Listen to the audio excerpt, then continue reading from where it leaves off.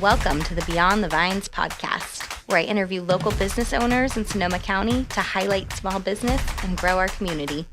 I'm your host, Amy Ahlers, a mom, realtor, and Sonoma County native, and I'm excited to connect you to some amazing people in this beautiful area that we call home.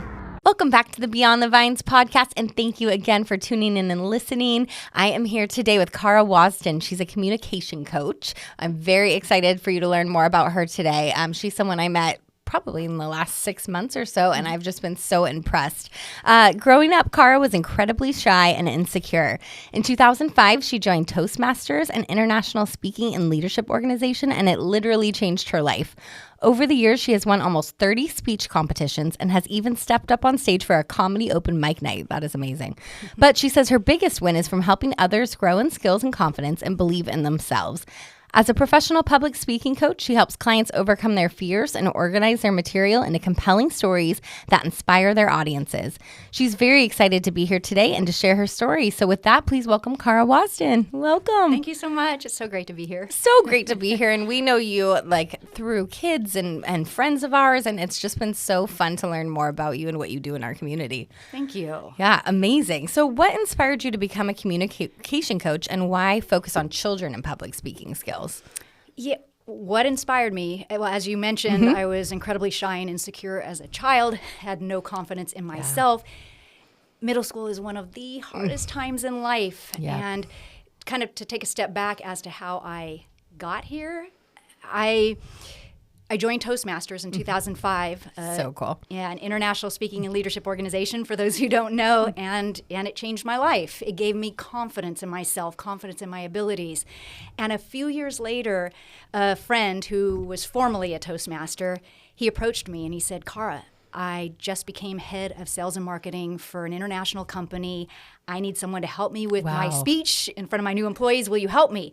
Wow. Sure. Yeah. I'd be happy to. Yeah. And I did, and he aced it. Amazing. And he came back to me and he said, Cara, would you be willing to put on a 4-hour public speaking workshop for 4 of my employees? I will fly them out to Petaluma to learn from you. Oh my gosh. Said, I've never done anything like that before, but yeah sure, what the heck? Wow. I'll figure it out. Yeah. Because I loved public speaking. I mean, I loved what it did for me in my life, and I wanted to help anyone that would be willing to, take it on. And so I did the workshop. It was successful. He decided to fly them out a second time for a follow-up, and it went really well. I said, there's something to this. And you're right. Yeah. Yeah. Well, because they say it's the number one fear among people, right? Absolutely. I mean, and it's true. If you look back on, or for me at least, like presentations before school, you get nervous. I still do, like for work networking groups, I still get nervous, of course. I do it. And you do a podcast. Yeah, and I do a podcast, so I guess I'm okay with it. That says something to people, though. That's true. Yeah. But I do feel like in general, when it comes to public speaking, I'm a pretty confident person, and I still get very nervous. Yeah. And just for people out there, so do I. I've been a public speaking coach for years. I've been in Toastmasters for 20 years. I still get nervous at times, and nervousness means you care. There you go. It's okay. There you go. I always tell my kids that before a big dance performance. I'm like, that's okay that you're nervous. It's because you care about how you're going to do. Exactly. Yeah. So, that's amazing. So what ages do you generally work with, and what does a typical class look like? Yeah, so I started working with adults, had some really amazing opportunities, but then I ended up working with a middle school class once, and that's when I've got to be here. I've got to be working with this age group to start helping them with confidence early on. So I primarily work with middle school students. Amazing. Class, obviously varies, but what I do in my classes is I make sure, first of all, that it's a supportive and encouraging environment. Yeah. Has to be for kids, for anybody. Especially at that age too, though. Exactly. Yeah. And I, initially get them up working in teams and pairs, so they have the comfort of their fellow students on stage with them. I love that. And they're fun. They're improv activities where they get to use their creativity. They get to work with one another in teams. They get to have a blast and just let loose. And then I also help them with learning how to speak with individual impromptu talks. So like 1 to 2 minute talks on various questions. They don't know what's coming. Love it. And they get to respond and learn how to be in the moment. That's amazing. Yeah. That's amazing. I do remember from the class you taught my daughter, like she was talking about doing it with pairs and with groups and how that did make her feel better and like more comfortable. Yeah. She was fabulous. Thank you. I think she's amazing standout. too. I think she's amazing too. Yes. I'm a little biased. But I'm not. And she is amazing. You heard it here, folks. I won't say her name on here, but I'll make sure to play this episode for her. So why do you think it's important for children to develop these skills earlier rather than when, let's say later as an adult? Yeah. I think a perfect example of that is a woman.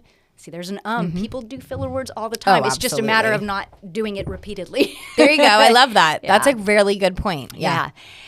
So about maybe a year and a half ago, someone had joined my Toastmasters club, and she's someone who's a daredevil. Like she'll go skydiving, whitewater rafting, you name it, race car driving. Wow.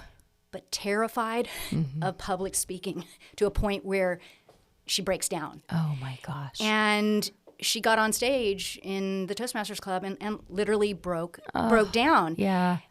But inspired others because of her courage just getting up there on stage. Cool. But it has taken so long for her to get past that fear. And there's a whole nother story to that. But anyway, she's at the point now where she feels good about herself. And it changes your life once you can gain that confidence and stop saying no to everything because of that fear. Yeah. And so you want to start with younger people so they don't have to have that lifetime of fear. Once they get past that, literally everything opens up to them. I mean, public speaking it's what you do every day. Yeah. Every time you go out of your house, you are in public speaking. So it's going to help you with every relationship, spousal, friendship, business, interviews, everyday conversations. Right. Picking up a guy or a girl. I mean, anything to where you feel more comfortable in who you are. Yeah, I love that. I love that. And thinking too ahead to like job interviews, that sort of thing. If they've already got that background, that foundation, that's so important. Exactly. Amazing. So what are some of the common challenges that children face when they're learning to speak confidently? I can imagine, especially at the age that you're talking about, it's being worried about what their peers are thinking or being different from them. Yeah. I mean, the main challenge is, to be honest with you, is just stepping into the classroom that first day. Once they come into my classroom, I mean, the first day might be hard. It can be very hard, especially for someone who's shy and who's fearful. But it's just pushing through that initial fear and stepping out of. The more they realize, the more they step out of their comfort zone and have a little bit of success, which they all do, that confidence starts to grow and they just continue from there. So cool. It's really about just taking that first step. And the ones that do, it's generally because their parents made them take that first step against their will. You said that, And I can't tell you enough how much I commend those parents who are willing to put up the fight because that's a hard thing to do with so many other options out there where kids go willingly and excitedly. And so it's a fight for a parent to say, I'm signing you up for this whether you want to or not because I know it's good for you. So those few parents that have done that have done such an amazing service to their child, but I know how hard it can be for them. Yep. Well, because they're looking big picture, right? At of course, math is important and like science is important, but here's a skill that's going to really carry them lifelong. Yeah. And the thing is, if they thought about it, if they do better in public speaking, it's going to help them with math and science and English and everything else because they've gained confidence that will help them in all of those areas. Well, and even just asking a question in class, like if you're really, nervous to speak in front of your peers, you're not going to raise your hand and say you don't understand this math problem. Exactly. Yeah. So, exactly. Very cool. I actually dropped out of a class, one of my first classes in college, because the first thing that the teacher said was, I will call on you whether you raise your hand or not. And I said, goodbye. Bye. I'm dropping right now. And now look at you. Isn't that funny? Yeah. That's so cool. And I don't want anyone to have to do that. It really does give them a leg up to have this training and this confidence. So exactly. That's amazing. What makes your teaching methods unique? So I don't think what I teach is necessarily unique, but how I teach. Yeah. I make sure, I think it's so important that one is not teaching these skills by lecturing, this is what you do. I give little tips here and there, and then it's all about the engagement of my class. Yeah. It's about participation every step of the way. So I make sure that my classes are small. I try no more than 8. Great. Last one I had was 9, one more. But I like that small group because it helps them feel comfortable. It's, like I said, constant engagement and fun. And for me, it's not about how you become a more effective communicator on the stage, but rather how do you become a more effective communicator in everyday life. Yeah, I love that. And so, so we really work on also how do we deliver and receive helpful feedback from one another?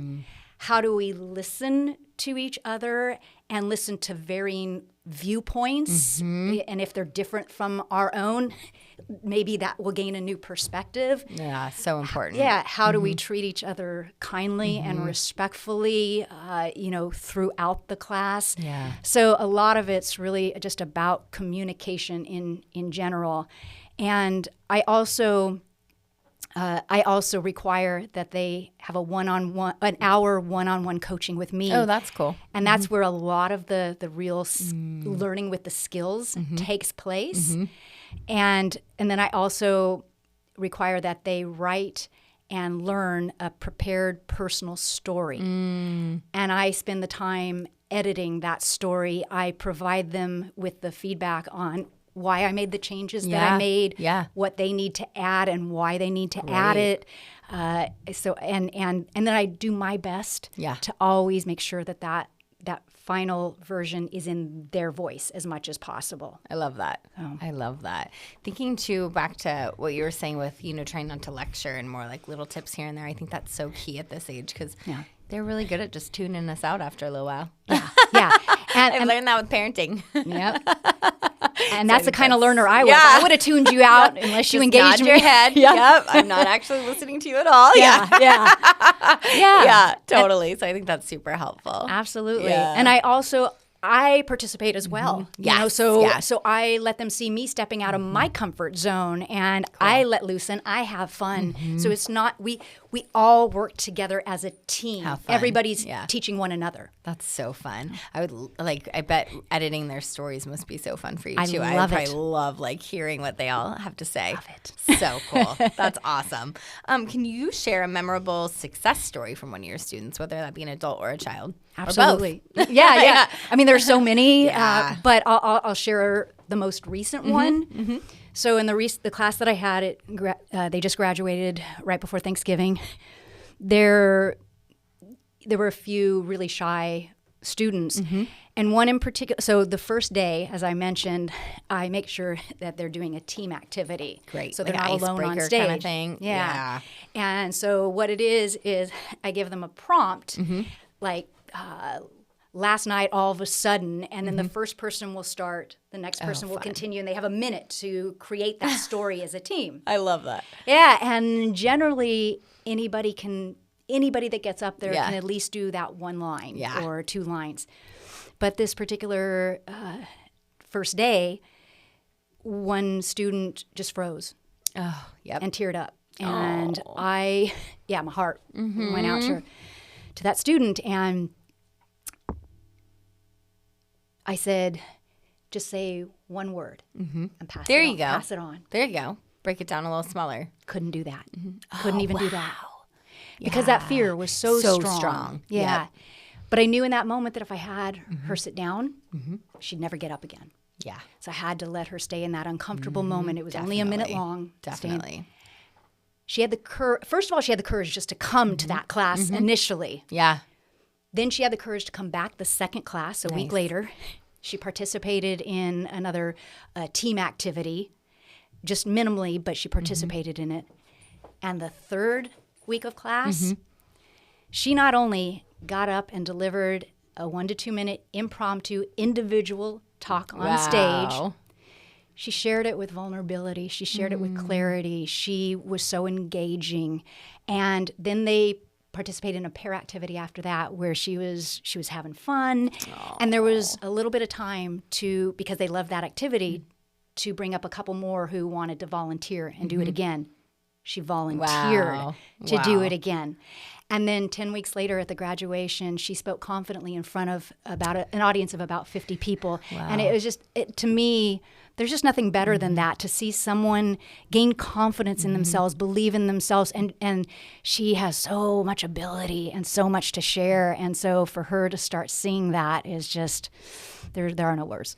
You could have, you probably did change like the whole trajectory of her future when you think about that. Like everything's going to be easier now. Yeah. Yeah. Yeah. Wow, that is so cool. Do her parents know what a big leap she made? Oh yeah. Her father mentioned that at the graduation. Yeah, Because she said that she's been scared since third grade to speak up. Wow. Oh my gosh, that is so special. Yeah. So cool for you to get to witness that. Yeah. So, that's amazing. And not just witness it, be a part of it. Exactly. Yeah, that's amazing. Amazing. How do you think strong communication skills, and we touched on this a little bit already, but really impact a child's future? Again, it changed. It literally helps with everything in life. Yep. There's nothing that it does not help you do. Right. If you're comfortable and confident with yourself, it's going to help you no matter what you take on. Mm-hmm. Yeah. It's not going to hurt. That's for sure. No, it's not. I mean, it's going to hurt. It's going to hurt. At the beginning. It's not going to be fun for a little while. Yeah. No, it's still fun. You make it fun. I make it fun. I mean, I would say the only hurting spot is, like I said, right when they're walking in the door, the first day. But past that, I make it fun. Yeah. I think it's so important to have fun when you're learning this. Yeah. So, and that probably is such a stress reliever, just the laughing and all of that. Oh, absolutely. And these kids are so darn creative. And it's cool. I mean, it just blows me away. Their minds. Yeah. And they're oh gosh. Yeah. Yeah. It's always amazing to me to like hear what my kids are thinking. Yeah. I'm like, really? That's what was in your head? Yeah. So much fun. Totally. Yeah. Totally. So, how has running this coaching business really impacted you personally? Tremendously. Mm-hmm. I'm sure. So, what do you like to do for fun? Oh my gosh. I'm kind of boring, but I like to go to the lake with my family a lot. I do like to travel with my family a lot. I like to read. Is that a boring answer? No, not at all. Not at all. There's so many people out there that love to read. Yeah, that's like my favorite part of the day is like climbing into bed and reading. Those would probably be my biggest things, but also just really honestly, I do like not to sound like a cheesy mom, but really the family time is my favorite time. We have a really just fun group of kids. And like you were saying, when they go up almost like an icebreaker and you each say a sentence or two, we do that around our fire pit in our backyard. We do like scary stories. I love it. And it's so fun to hear what they're thinking. And it's one of my favorite things to do with everybody. The littles, which are not that little, they're 9 and 10, but they get very freaked out by the bigs. And then we joke and like, did you hear that? You know, and like freak them out even more. So, yeah, I think family time would be my answer, like in summary. So none of that is boring. None of that is cheesy. Okay, it's beautiful. I mean, and again, we all have different interests, and that's what makes us tick. Yeah. I mean, I tick a little in other reasons too. But for me, I find it kind of strange. I don't really have a lot of hobbies. I mean, I hike with my husband, but for me, what brings me the most joy is helping others. Is teaching. That's what helps me thrive. That's what helps me survive. That's what picks me up in the morning. That's what lifts me up when I'm down. Cool.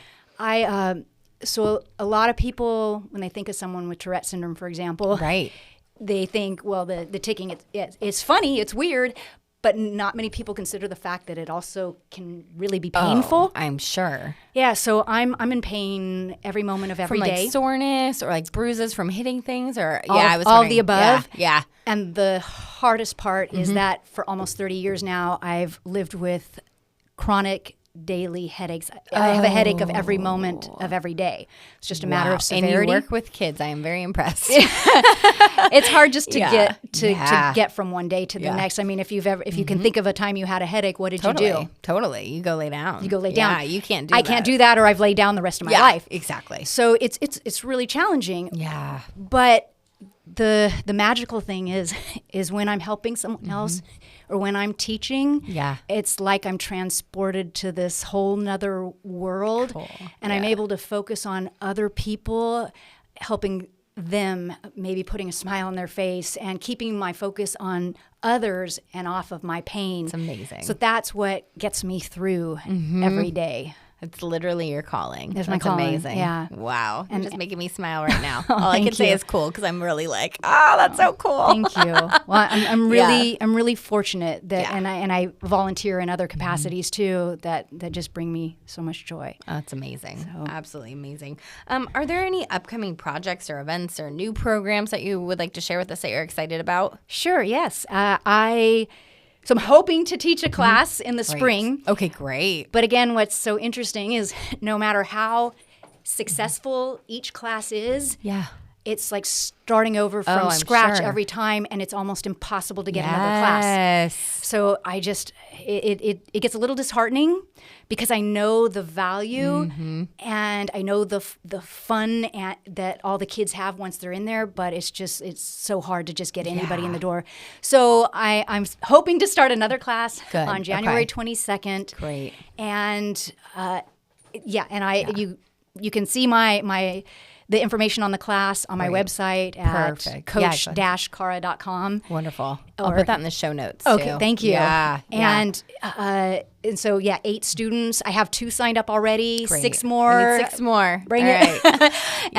And then I teach interview workshops almost monthly for the Lime Foundation Next Gen Trades program up in Santa Rosa. So for young men and women going into the trades, I've been doing that for a number of years. Great. It's a lot of fun. That's really cool. Yeah, and then in February, I've been hired. I'm a volunteer nature guide. I've been doing that for 20 years. That's nice. At the Bouverie Preserve out in Glen Ellen. Beautiful. Yeah, and the Audubon Canyon Ranch, which Bouverie's under, they hired me in February to teach a 4-hour workshop to new docent trainees on how to deliver and receive helpful feedback and try to bring that into the culture of the preserve. Yeah. And then in March, I was asked to do a 45-minute talk on Tourette Syndrome for a women's group that meets for a breakfast meeting in Marin. So I'm looking forward to that too. You have a lot going on. So that's amazing. So there's just a few things, coming up. That's fantastic. And I do find that a lot of parents listen to the podcast. So I think I would just like to really encourage parents to go to your website and get some more information because it is probably hard to get your kids in the door, but get them in the door. The benefits are like out of this world. No, I think that's fantastic. What's the best piece of advice you've ever received or given about public speaking? I would say really the most important thing that you want to think about with regards to public speaking is your audience is always asking themselves one question. What's in this for me? So as a speaker, it's not about you. It's about what's the gift that you're giving to your audience. That's what you need. And every audience is different. So you have to really know who you're going to be speaking in front of making it the best moment for them, whether it's informative, funny, whatever it is. That's a great piece. Because I don't know if I would have framed it that way. That's a really great piece, like a reminder to all of us. That's wonderful. Thank you. Yeah. I love that. Kind of coming off business a little bit, what are 3 fun facts about you personally? Everyone's favorite question.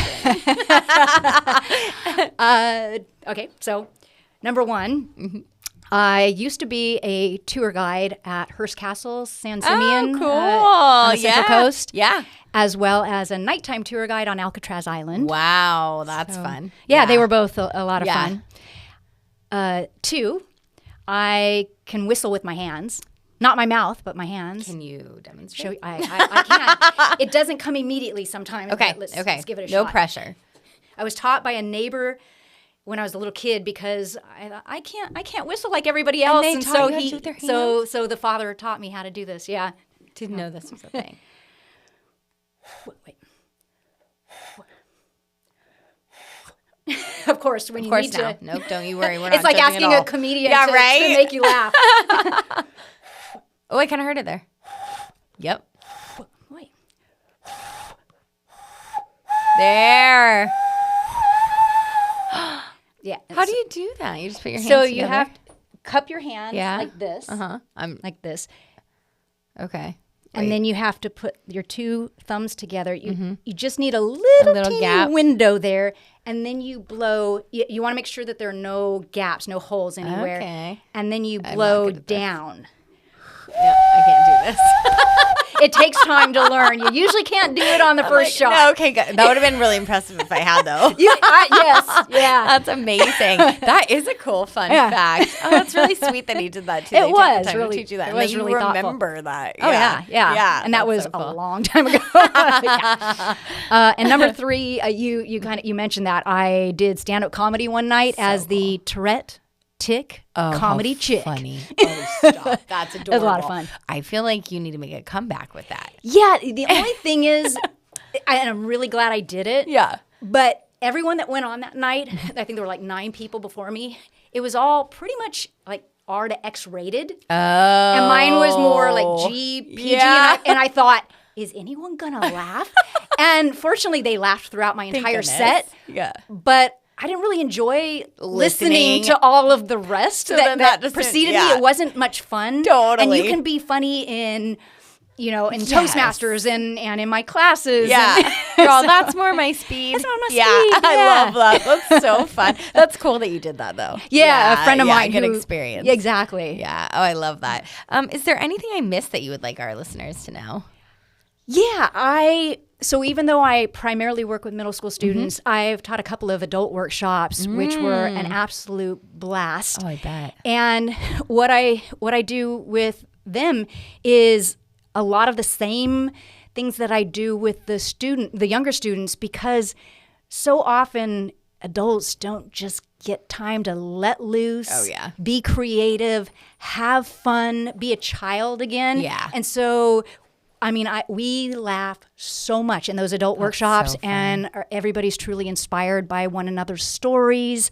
It's a really just beautiful opportunity to grow, but also just have fun. And they've made connections that last outside of my workshops. That's so cool. I feel like that would be a good thing for you to do in businesses, like smaller businesses with their teams and like good like team building, but also giving skills to your Absolutely. staff. Yeah. And on that note, I'm so glad you brought that up, Yeah. because Natalie. Yes. At Central Market. At Grand Central. Grand Central. She and I Yeah. were going to put on a workshop That's very back cool. in October. She's amazing. She is. Yeah. She's amazing. Yeah, an actress, Yes. and Yes. Hollywood actress, and has so much skill and ability and so much to offer. So we teamed up, and we were going to put on a really reasonable 2-hour workshop that was just going to be kind of an introduction into what we could do. Yeah. Couldn't get people to sign up because of They're the scared. fear of public speaking. That makes your business so hard. It makes it so hard. And she thought, no problem having people sign up. And I know the reality of it because I've been doing this for so long.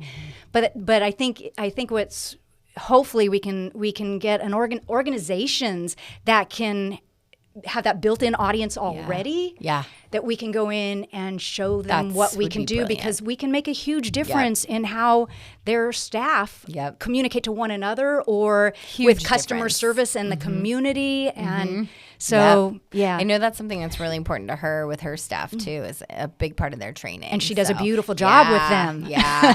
I'm thinking, just because my brain always goes to marketing, I feel like the parents that have signed their kids up with you and have seen the difference, there needs to be some kind of like reach out to them, like, okay, you've seen what we've done with the kids, now it's your turn.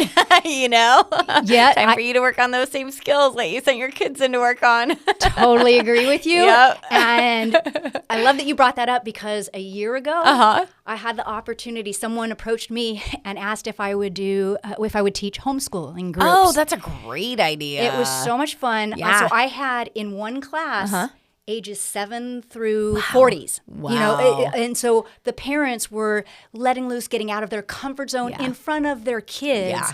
And like you said, doing what they signed their kids up to do. Yeah.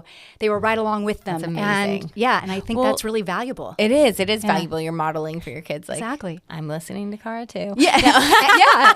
And your kids kids get to see a different side of you. A fun I side. won't name and any names, but like I went to one of your graduations and a dad. Oh, yeah. I totally got to know a whole nother side of him when he volunteered to do some public speaking. Yeah. I was like, didn't know this about him. A lot more wild than I thought. Yes. So I do know, like during your graduations, that you sometimes request We bring a guest up to the stage. I love that. That's so fun. That's amazing. So, where can my listeners find you if they want to sign up? I know you gave your website. Feel free to give it again, though, and I'll put it in the show notes. But wherever they can find you to contact you. Yeah, thank you. So coach-cara.com is my website. And then you can email me at carawasden@gmail.com. Perfect. So carawasden@gmail.com. I love it. And can we, before we sign off, can you say your comedian name one more time? Absolutely. So I am the Tourette Tick Comedy Chick. I love it. And with that, thank you so much for listening, and thank you so much for coming on today. Thank you so much. You are so wonderful. Oh, thank you. Thank Really you appreciate so much. this. Oh, it was so good to have you in here. So awesome. Good to be here. Yes. Thank you so much for listening. If you like what you hear, please be sure to like and subscribe, learn more about Sonoma County and all that we have to offer here.